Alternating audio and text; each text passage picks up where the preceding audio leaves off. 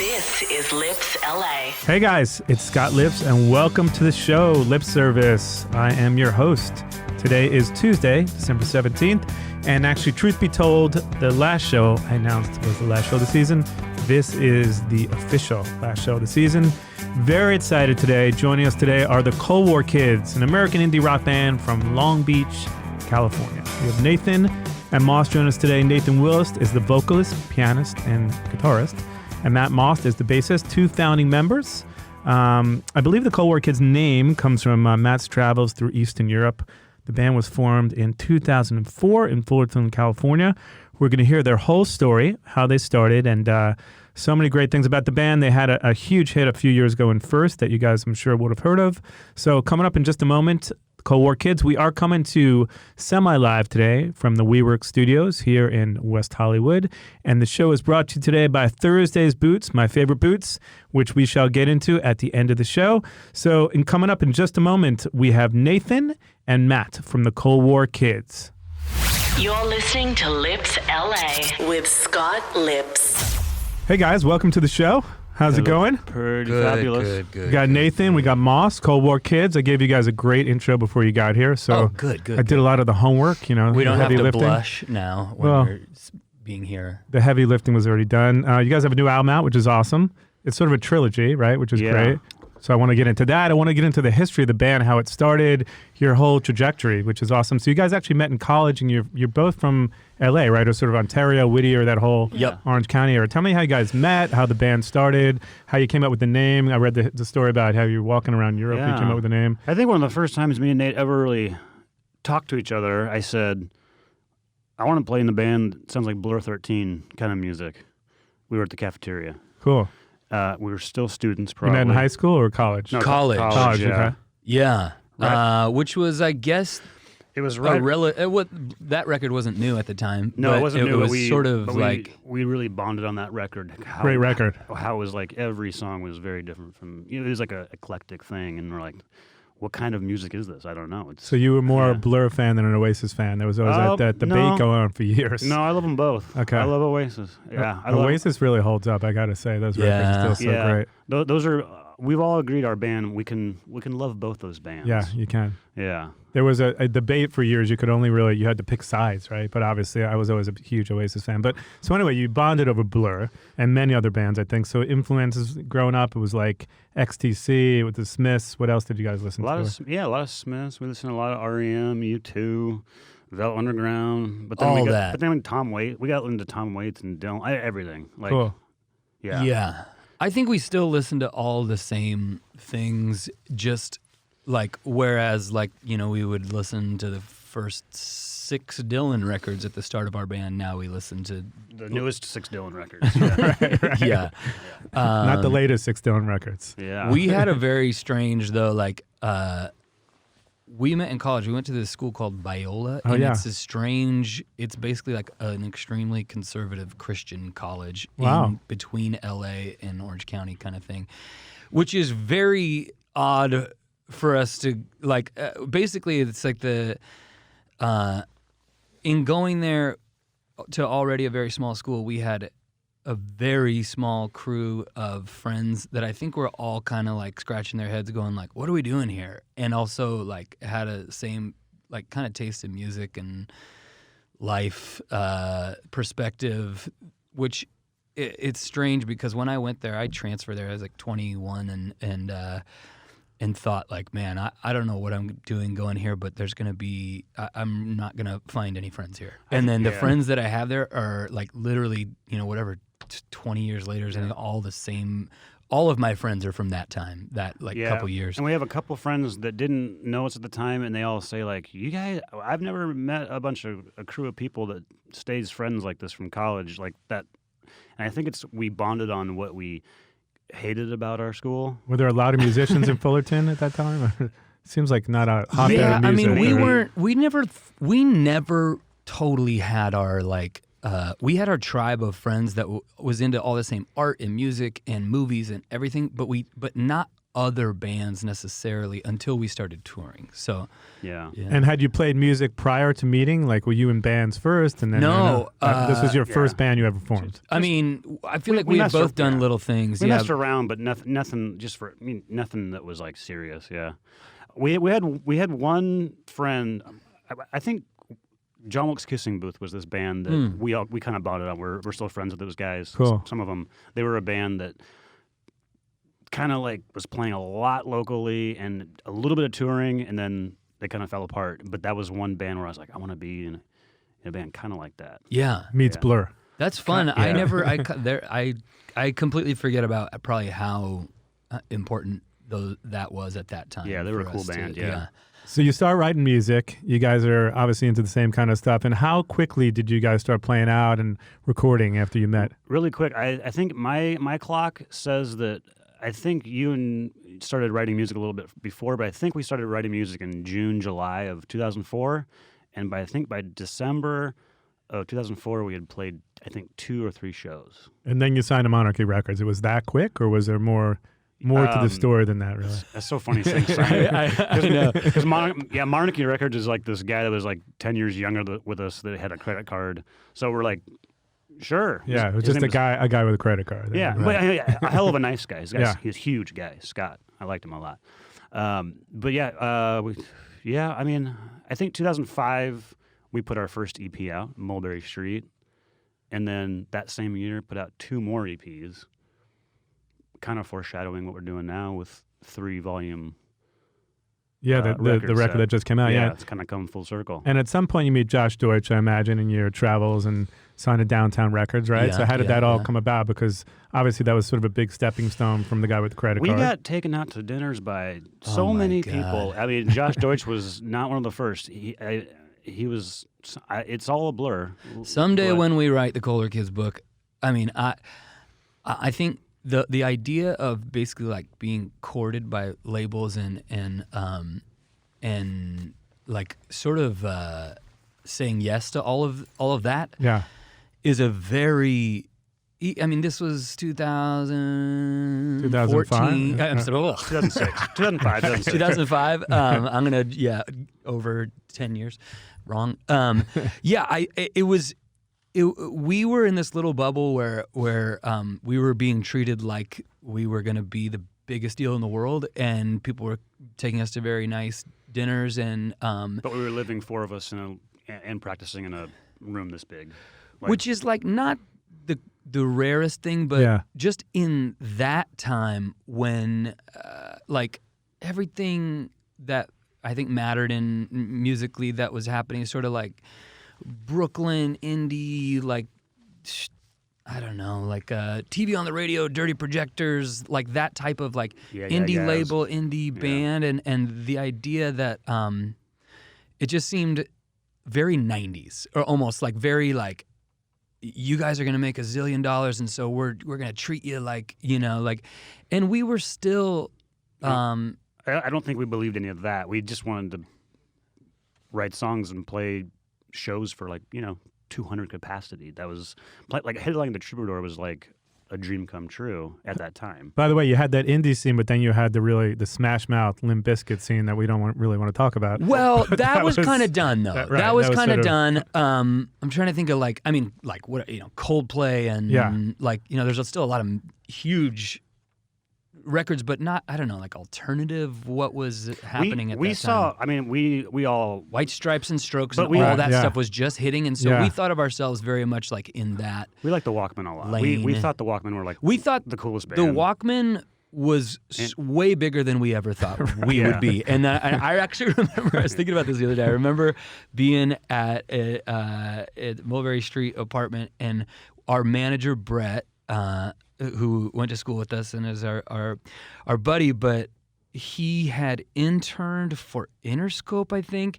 And I was still a little like pessimistic about whether or not he wanted to manage us, and it was kind of like we're just starting, and we don't want to like think that way yet. We're just putting our thing together.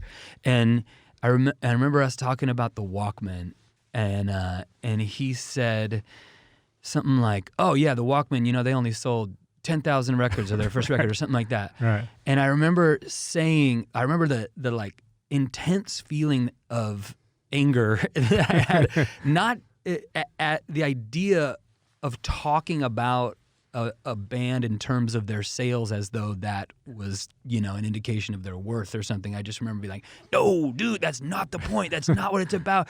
That's not how you measure the da-da-da. But it's, of course, now, like, we were very, we were a little pretentious, I guess, and a little, like, we didn't know about the big world. It's funny because I'm from New York, and the Walkman obviously is still revered as one of the best bands. I had a young band in here the other day, Lily, and they're like, one of the kids' uncles is in the Walkman, and he's like, they're the greatest band ever. And I'm like, it's the second time the Walkman are coming up, and that's so funny, in the span of like a month or two. And so they were seen as like, the epitome of cool. Obviously, the Strokes, the AAS, all that. But I always thought of you guys as a New York band for some reason. The vibe of the band was very New York. It had that sort of. I never thought of you guys as an LA band. I think that means we were going by design. Yeah, I don't think we were going for that, but we always wanted to be more like a UK looking or because there East wasn't Coast anything in LA. Again, like we were saying before, like we didn't have peers that we looked at were like, or a generation that was before us that was like. It was like we grew up on the Sublimes and No Doubts, and then the like punk shows and hardcore shows, and then the ska and all the things that were embarrassing. But then, once sort of like. I had a trip where I went to when Amoeba San Francisco was the only Amoeba, and I bought White Stripes, Distill, and Yeah and Walkman's first records, and being like, this is like, it felt like the most incredible discovery of like new albums that had come out. That was like epic. I still love going to Amoeba. I live right by Amoeba, and I still go there. I saw something the other day where you guys were there. Maybe it was an old video, but just so cool going there and getting all the stuff. You're into old T-shirts. I went yesterday to Amoeba. Oh, yeah. Yeah, I bought a DVD. Amazing. Yeah. And you have a CD player from what I heard, right? Or do you still have the CD player in your car? I don't anymore, but you did. Maust just made like some kind of like, I don't know, how many did you make? Mixtape or something? 30, I made 33 of our new Complainer remixes, like all handmade artwork, and yeah. Amazing. I listened to Spaceman 3 on the way over here on my CD player. Amazing. Well, I want to talk about all that. But in 2006, you guys put out the debut album. And so how has the writing process changed over the years? Because you've been in a band now for about 15 years, I think. And there's been something like, I don't know, I read somewhere, it's like 11 EPs, 9 albums, 20 singles, right? The process of writing for you has probably changed a lot. I know your new record, you've been working with the producer, Lars, that you've been working with the last 4 records now, right? Yeah. So talk about the process of writing now. I know that you kind of camp out at your house a little bit, right, in Silver Lake, and did a lot of the writing. There was some art that was inspiring to you and whatnot. This is a trilogy. Yeah. So how does the whole thing come about? And talk to me about how it's different now to how it was back in the day when you first started with your debut album. Huge question. I think this. So this trilogy, the idea kind of was to take the different approaches to writing and recording that we've used and kind of like keep them in these separate compartments of these short records. Excuse me. So the first one was kind of the sort of like what I think of as like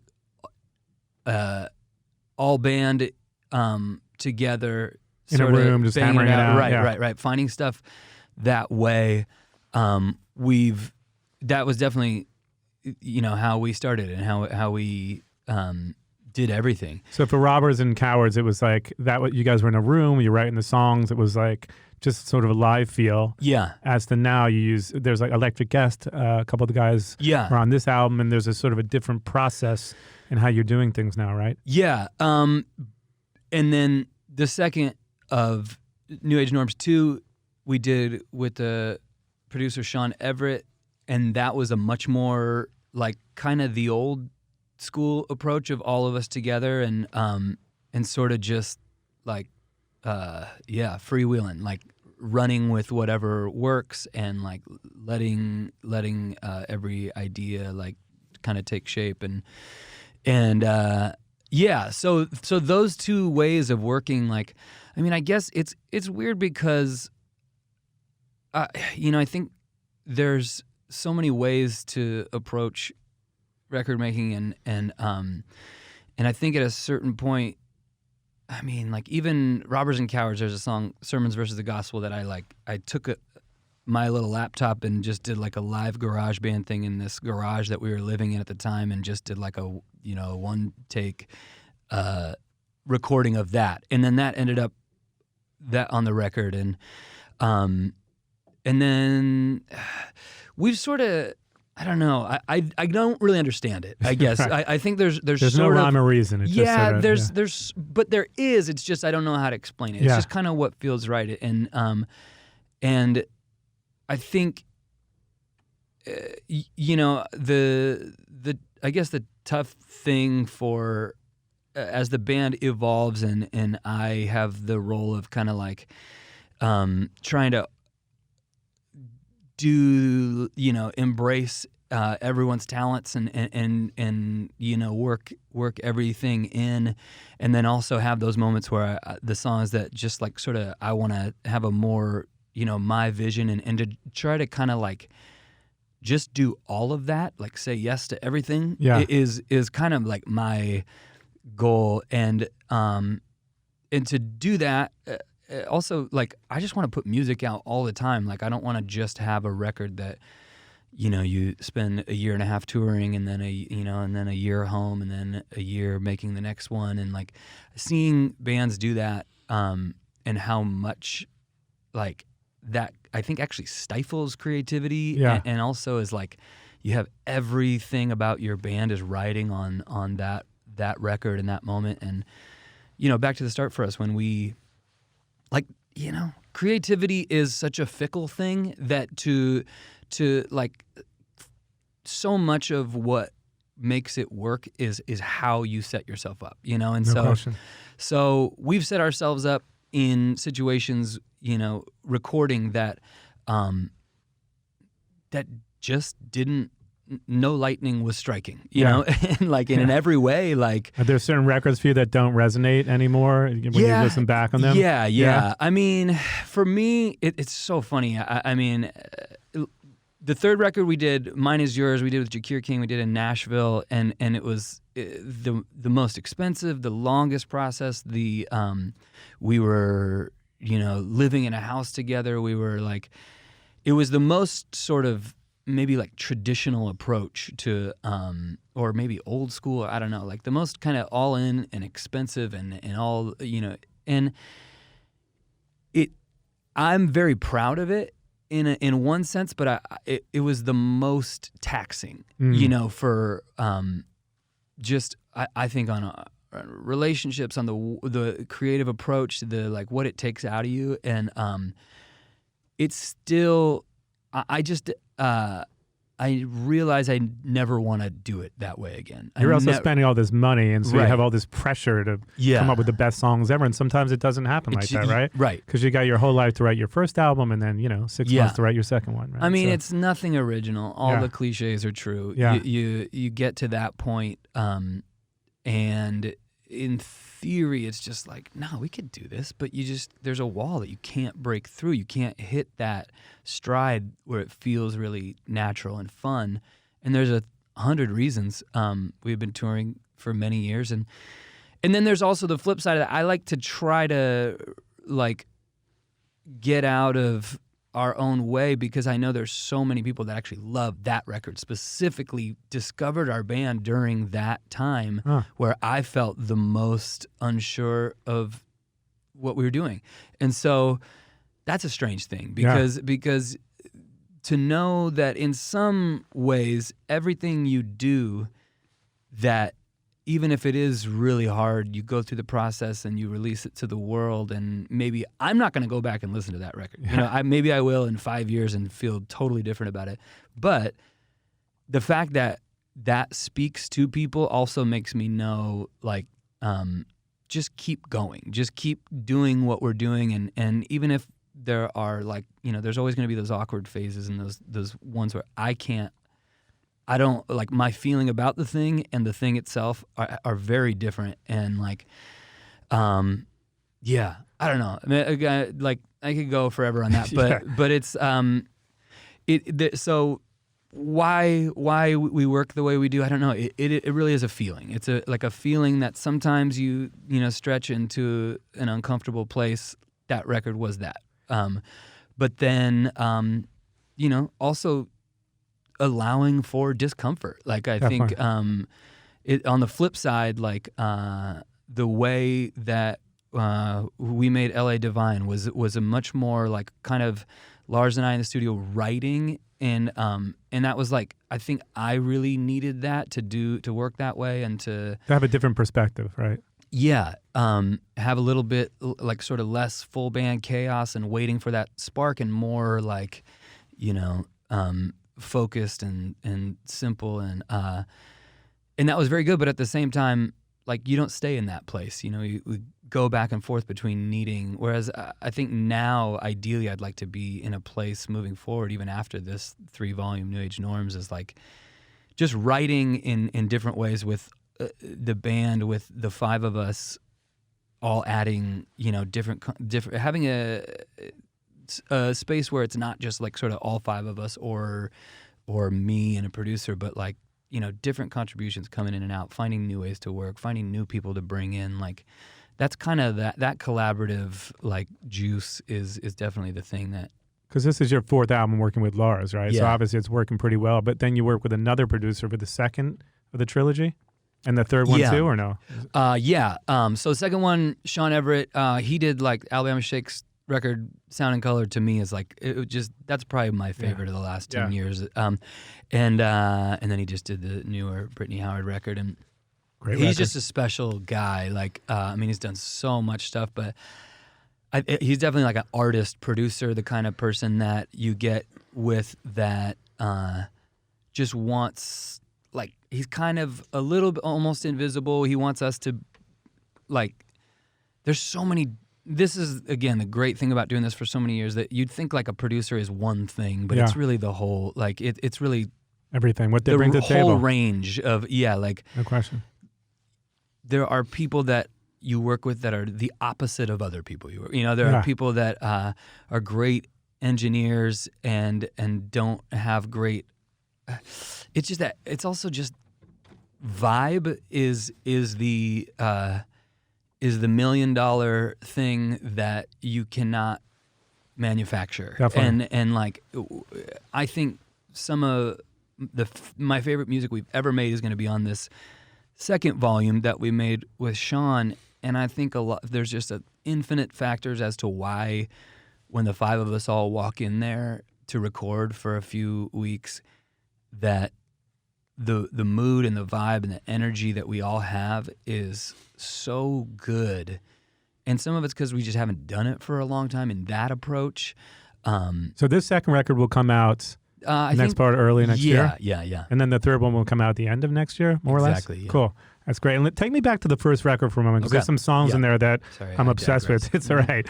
Hang Me Out to Dry, Hospital Beds. I know that you love the lyrics to be sort of open to interpretation, but I'd love to know your sort of lyrical inspiration for writing some of those songs.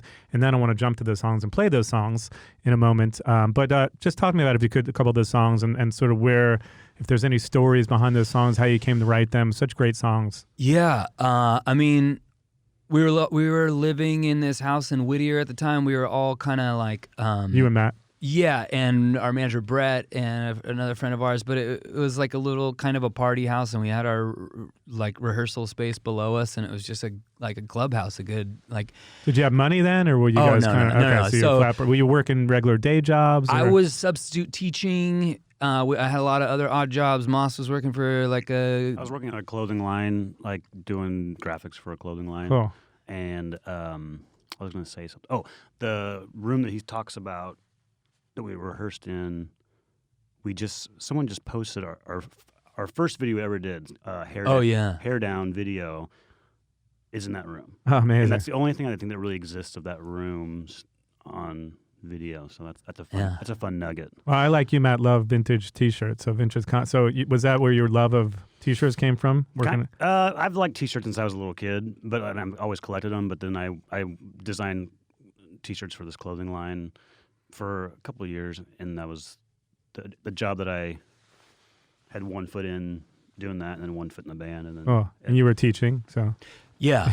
And yeah. at night you're writing songs. Yeah. There's some of those though that I remember actually being in, like, substitute teaching it's kind of whatever if you're ambitious, you can do something with it. But if you're like me at that time, you just are like, sit there and don't do anything other than like read a book. And I got a lot of writing done during that time. But so what was the inspiration lyrically to those songs specifically? Because those songs they resonate, they still hold up so well today. Yeah, I mean, it is. I went back and listened to some of your catalog and such amazing songs. So, but I know you'd like it to be sort of open to interpretation, but is there a story behind where those songs come from?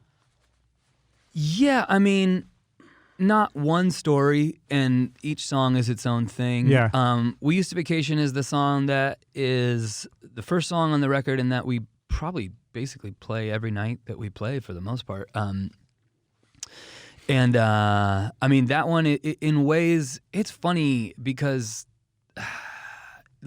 like, songwriting, you can gravitate towards something very fictional and then realize way later that it is very personal, and like that song is like the story of like an alcoholic in this way. I actually read somebody say something about it and how it's the sound, like the lyrics and the sound of the music are the same. It's like an alcoholic like driving around town and doing all these errands and being like falling this way and that way, and it almost falls over and then it picks up and falls the other way.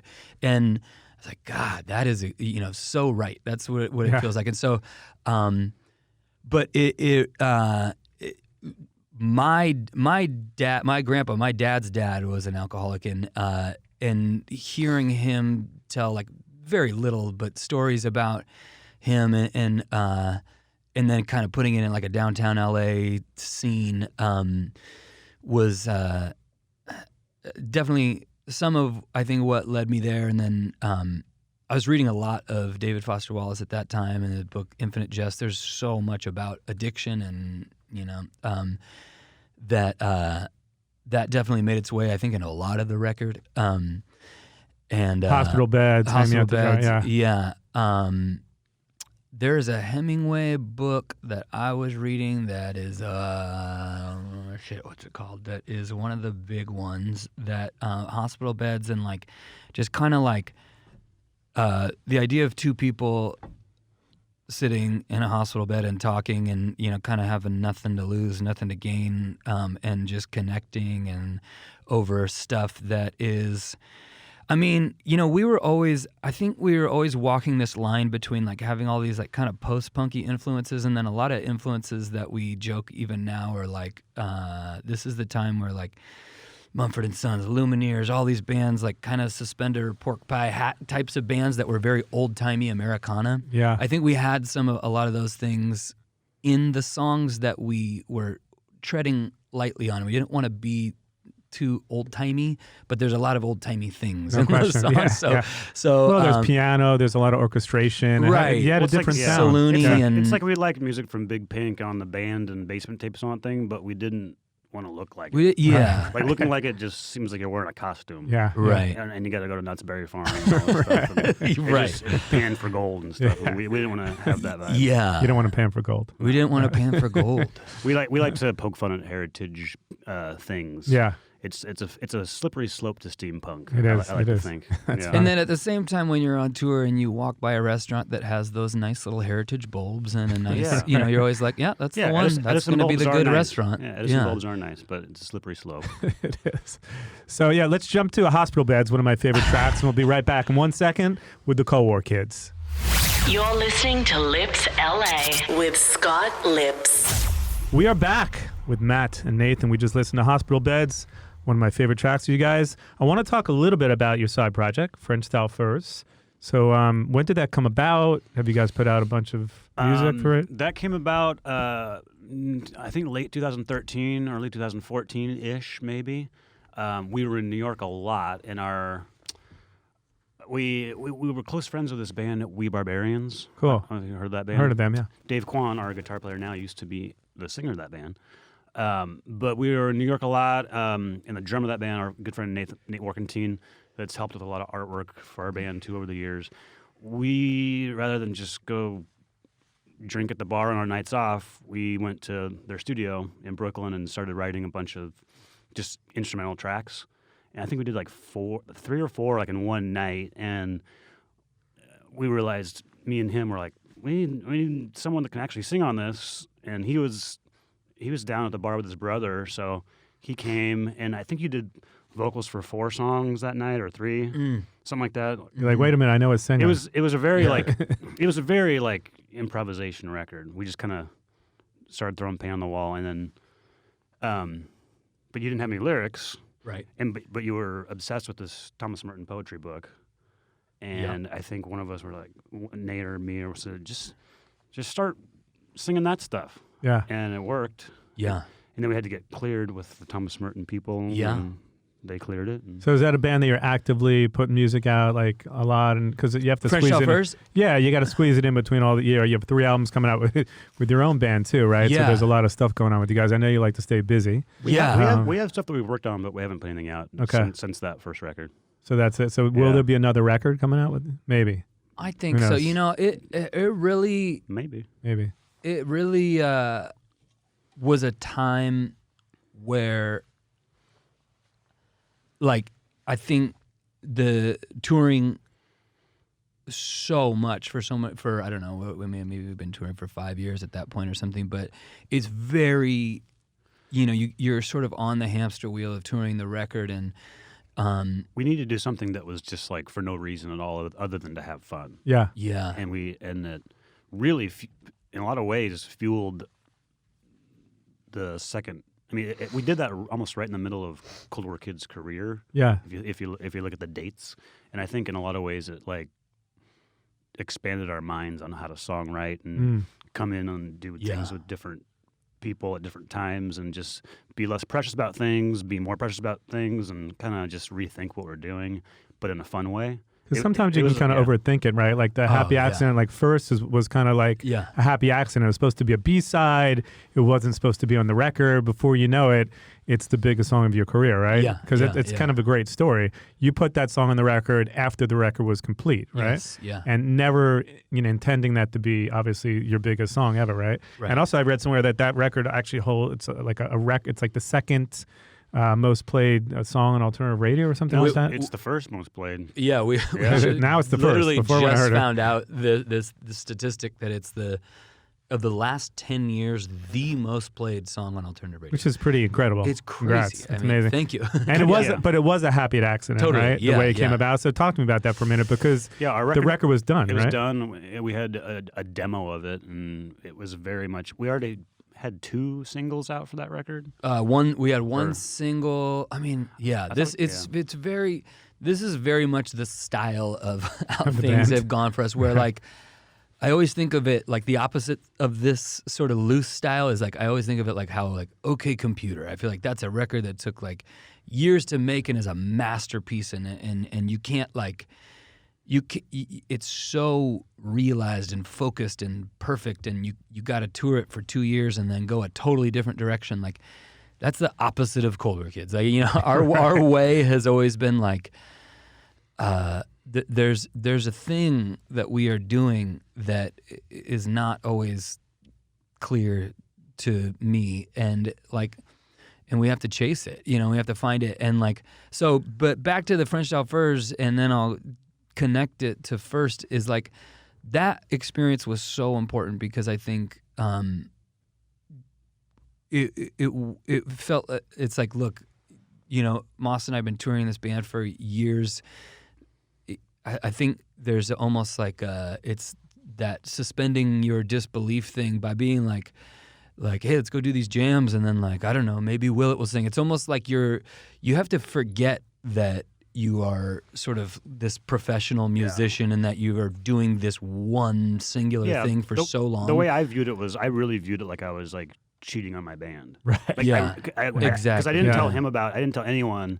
I knew that I love making music with my friend Nate, the different Nate, and we're like, we have to go just have a bunch of drinks and just scream at the wall. Right. And you have to go really back. Good. Yeah. I mean, and what you guys did was so great, and I stepped into it, and it's a funny thing, again, like our friends in We Barbarians, we started, playing music at the same time, I kind of have to take back what I was saying earlier about not having, other bands that we came up with. Our friends are in this band, The Color, and they were sort of more like 70s rocky throwback, and we're always like, we always sort of had a love-hate relationship with their like style and their thing, but we're always very competitive and in a lot of ways very inspired by like being competitive with them. And it is, and so now Dave Kwan was a guitar player in that band. He's now in our band, and Nathan Willett was the drummer in that band, and there's almost like, there's, and this is something that we don't even necessarily sit around and talk about ever, but like the loyalty that happens in bands and that sense that like, our team, like we are the best. Yeah. We know everything. We are like, well, you're a family in a sense. We're a right? family, exactly. We're brothers. We've given our whole life to this thing. And then years of touring, and then sort of being like, well, you could do anything. We're in it. It's both. Don't cheat on the band, though. Don't cheat on the band, but what does cheating on the band mean? Right. And that is a good sort of like, it's the only analogy, because there were a lot of people that felt cheated on at the time that we did French Style Furs, and that was very much in that strange way that almost like, and again, like I don't know if this analogy works, but like in the way that almost like in a marriage, people are like, well, get out there and have a good time and see what happens. Sometimes it might spice up the marriage. You know what I mean? Like it feels a little bit like that, because at the time that we did that and We Barbarians was happening, that caused basically in some ways for them to break up, because they were trying to make it and they were figuring out how, and we looking at it from the perspective of like, this is fun. We have sort of the money to just do it ourselves, and we have Cold War Kids, which is our thing. Why can't we do this thing that is very strange in its explanation of like this side project that is using the lyrics of this basically like mystic monk poet guy. Nobody knows who he is. I don't think the project like sort of connected in a larger, sense, but it was essential for us to move forward as artists. Yeah. And so that was a first for us. I think, because that was the vibe and the feeling at the start of Cold War Kids, and then French Style Furs, and the just the kind of the looseness of very much knowing what we wanted to do musically with it, but sort of like taking our hands off of what it could become or what it even was. It was so important because it wasn't paying our bills. It wasn't the thing that was gonna feed us, and it was a really fun time. We did it for a while. We had a bunch of different people contribute to it. Our friends from Elvis Perkins and Deerlands, the guys that played horns, and we played a bunch of shows in New York and LA, and it was really fun. And it was an enormous amount of work for kind of almost no, financial reward, but it was so fun. You played a few shows too? Yeah, we played a bunch of LA and New York shows. 9 or 10 shows. So is that weird when you go from playing a big show with your own band to playing a much smaller show for whatever it may be, right? Totally weird, but it was like fuel. Cathartic, a little bit. It was like you'd have to go back to the.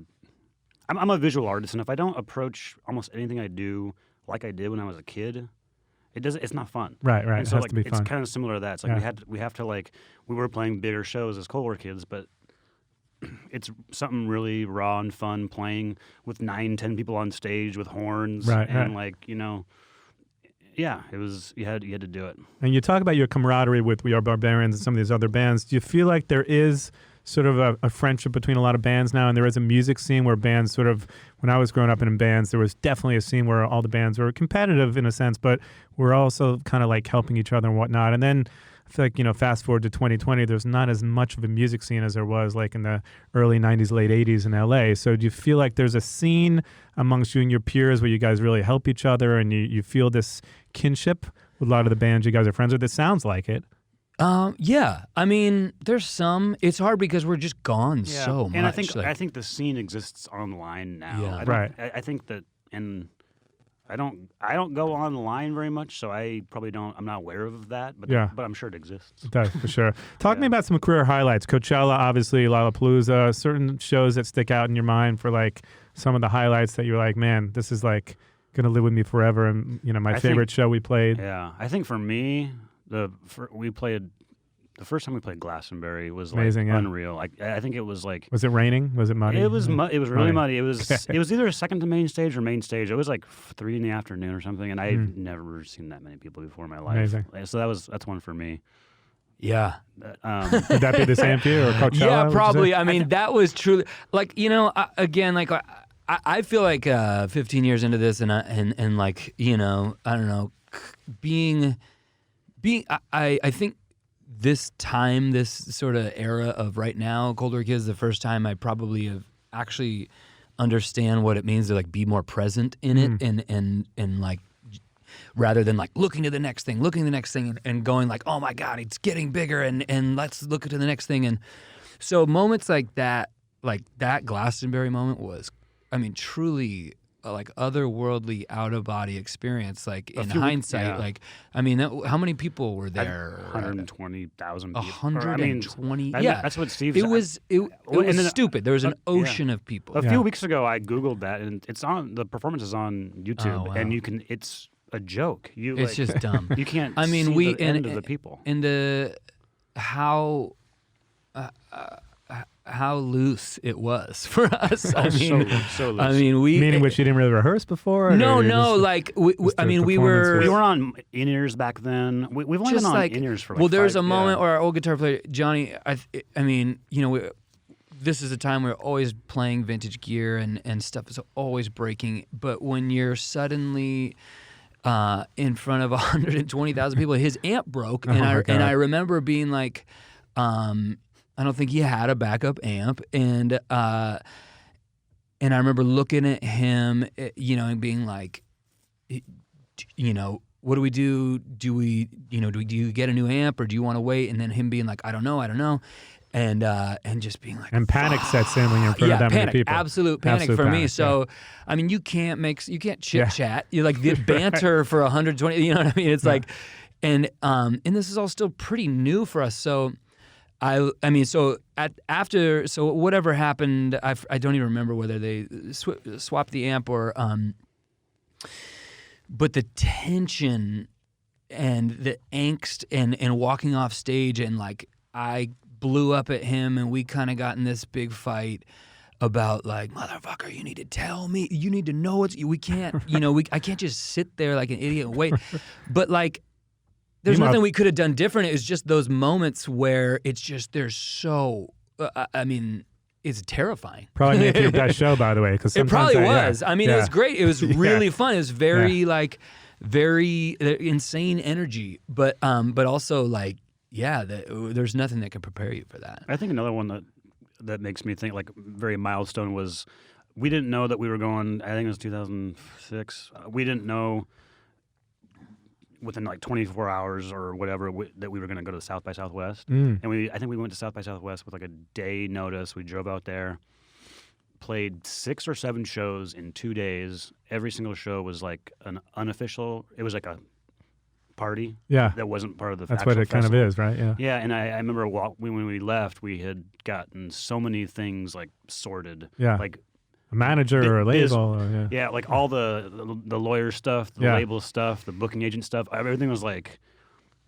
it's like we put our pants on and, Right. and like we're like okay, and We're doing this. Yeah, And we have a lot of this, kind of most of the same team now. Yeah, Amazing. And it was so fun to have play 7 shows that were unofficial, that were slammed out, and just so fun. Amazing. That's like in the top 5 for me.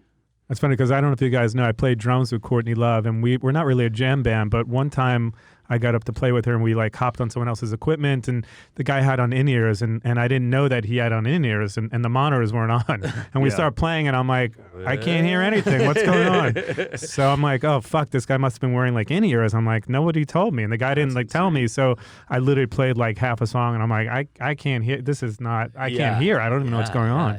So those horror stories, like, That's there's so many of those stories that you have when you do those things. But I'm sure like when you're playing in front of 100,000 people like that, panic probably sets in when something breaks, right? I don't even know what you would do. But again, those probably make for the best shows ever. So, So fast forward now, I want to talk about the new record. I want to talk about the new single, The Complainer. So this album in particular, you just actually remixed this song. I think a bunch of people, like the guy from The Horrors remixed the song, and somebody from Foster the People. And talk to me about the remixes. And I think The Complainer has a bit more of a, I dare say, a funky groove to it, but it's a great song. I love it. I saw you guys perform on, I don't know if it was Kimmel or Colbert or something.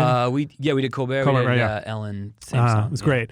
But talk to me about the remixes and sort of where this album is at. This is your second single now for the record? This is Complainer is the first single from this one. What's going on? We did a couple TV performances for it. We wanted to do remixes with kind of people that it's funny. Like we've done remixes for stuff in the past where somebody connected to somebody that does remixes through the label, like a more vague sort of thing, and it's like the kind of thing where you're like, yeah, okay, this serves its purpose. It goes on a playlist, and and more people hear it who don't listen to alternative, whatever. It's more of like a sort of a good thing to do, and not necessarily something that I would listen to. And so it kind of like this time around, it's like, man, there's so many people that we know that are insane, producers that can.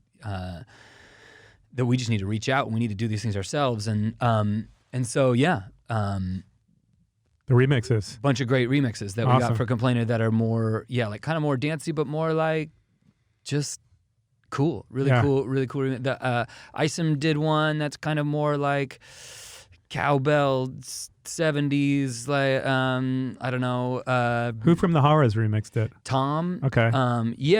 And cool band, right? We love them. Maust is always like, I think it's like one of those bands that a lot of I was talking to somebody else about it, and I'm like, whoa, I hadn't heard about that band forever, and I'm like, man, they've been actually putting great records out every couple years. I love that band. But he was great. He did one mix that was kind of like pretty straight, and I kind of did a deep dive on they have a ton of remixes of their own music that they put out, and they have like a little circle of like British producers, and it kind of that goes back to like Primal Scream. Like they're like very spot on with their influences, have kind of like made a full circle on a lot of the people that they work with, that they're influenced more like 90s UK artists. But so he and I was kind of like, go back and like go crazy, because I know that's more what you want to do. And he was like, oh my God,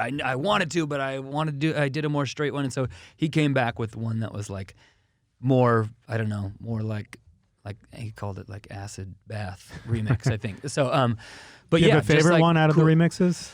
I like Tom First the most. I think that one's rad. I actually think I like the Isom one the most. But they're all like, it's kind of, when as a band, you do so many things, and you can't do them all perfectly when you're juggling so much. But when you get to like, as time goes on, be like, oh, we can sort of curate our own, even these remixes, have it be curated, have it show many sides of our, ourselves. And like Samia is a like young artist. She opened a bunch of shows for us on tour, and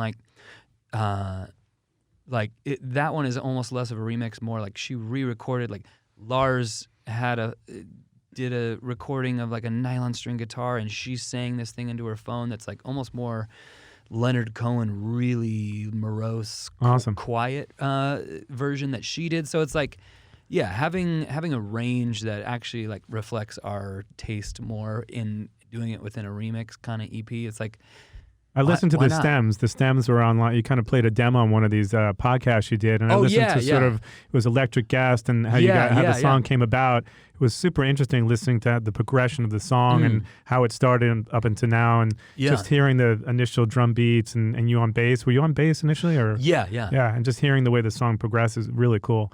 Such a great track. So talk to me about 2020, and just kind of my last question, guys. How has life changed you in the last 15 years, right? Like to where you're at now, to where you began, and like touring all the time, and you have 3 records coming out now. So, how has it changed you as a band?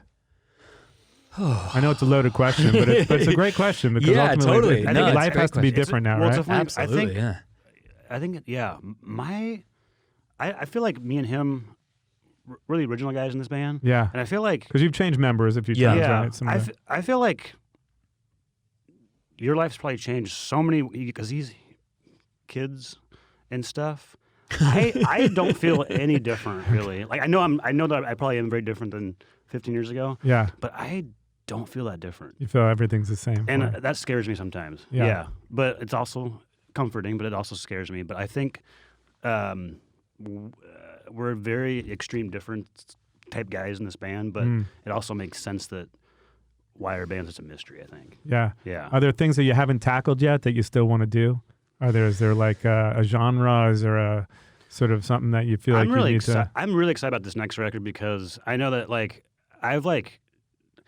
I keep playing Happy Mondays all the time lately, and like backstage I keep playing this stuff, and I know that like Sean was hearing some of that, and he one day we went into the studio and listened to some stuff that we had done the day before, and it had that kind of spice to it. And I was like, yes, Awesome. I was very excited about that. So 'cause Britpop is a that's- big influence. I love that stuff, Yeah. but I don't think that we've tackled that kind of style very true. much.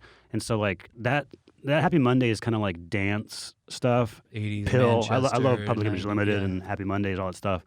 Well, The Complainer has a bit of that sort of Yeah. groove. Yeah, in it does. So definitely. And I think the next one even has probably some more of that. Yeah, like that kind of like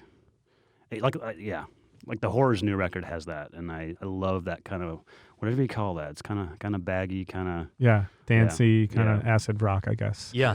So 2020, you got the 2 albums coming out. There's a tour too, right? You guys are touring. You're playing everywhere. You're playing like Novo in LA. You're playing Webster Hall a couple of gigs, I think, right? Yep. So talk me through the next year for you. What's it like, 2020? A lot of touring at the start. Well, we're going to sort of mix record with Sean the first couple weeks of January, then go on tour and come back, and probably at that time have a whole lot of other tour plans that we don't know of yet. But yeah, So the tour starts when? January? yeah. Cool. Yeah. And it goes until when? Mid-February. Yeah. So Europe or just America at this point? This is all just America. Yeah, Cool. we've sort of like we haven't done UK Europe for a while, and we've been for the most part every couple of years Australia also, and we're due for that. Are there markets sometimes that you go to? Like, I didn't know they were huge in Bali or something. They're like certain markets. Sometimes bands tell me, we just played in, I don't know, the Philippines and we're huge there. And I'm like, how did you know that? That's rad. We Yeah. haven't had that yet.